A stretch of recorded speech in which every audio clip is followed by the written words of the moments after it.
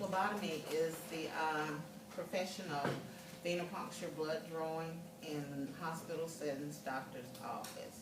Medical vampires is a term that was brought to my attention by a patient at Methodist. She said, you think they say you come to the hospital to get rest and recuperate, but how can you rest and recuperate with these medical vampires waking you up all through the night wanting to collect blood? So that's where the medical vampire come in.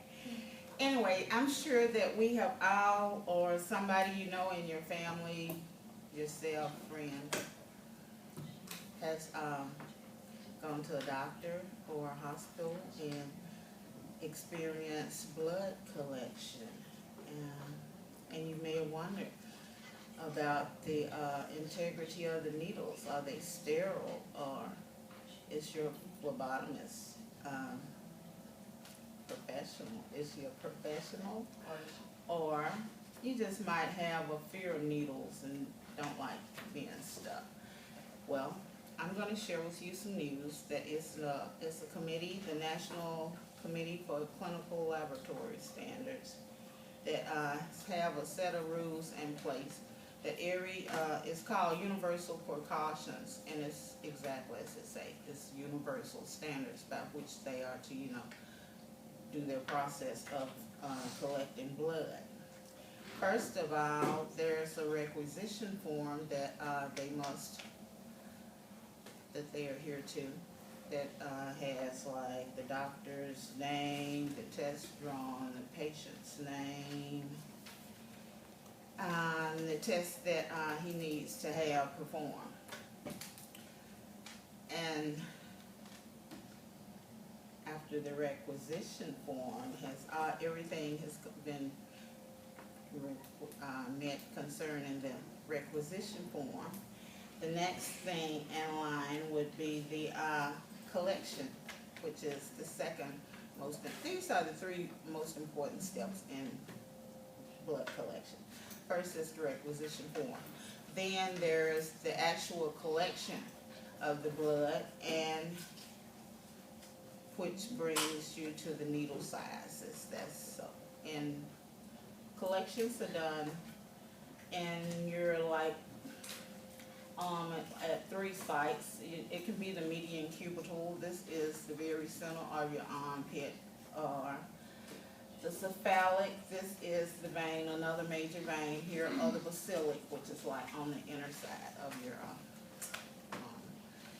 And there are there's a variety of needle sizes, but the two more standard common sizes are the 21 gauge or the winged infusion, which is a 25 gauge. The higher the gauge number is, the smaller the needle.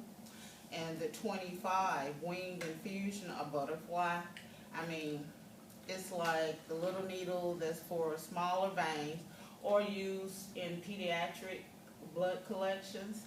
And it's just, you grab the little tube blue, it's like a butterfly with 2 wings extended out from the needle, and you just grab the needle and just pop it in your vein like that. That's the wing infusion, for hard to draw in pediatrics. It's fine. And moving along, we come to the collection tubes. The syringe is an evacuated tube system that after you got into the vein, you pop on evacuated tube, and like it's an order of draw in phlebotomy to protect the integrity of the blood.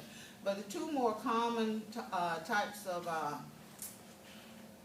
tubes is the speckle top. It's a red type fatigue, army fatigue type top, red speckle top, or the lavender top. And if you collect blood in those two tubes, then you can use that blood to perform other tests because of the non-additives. There's no additives in those tubes.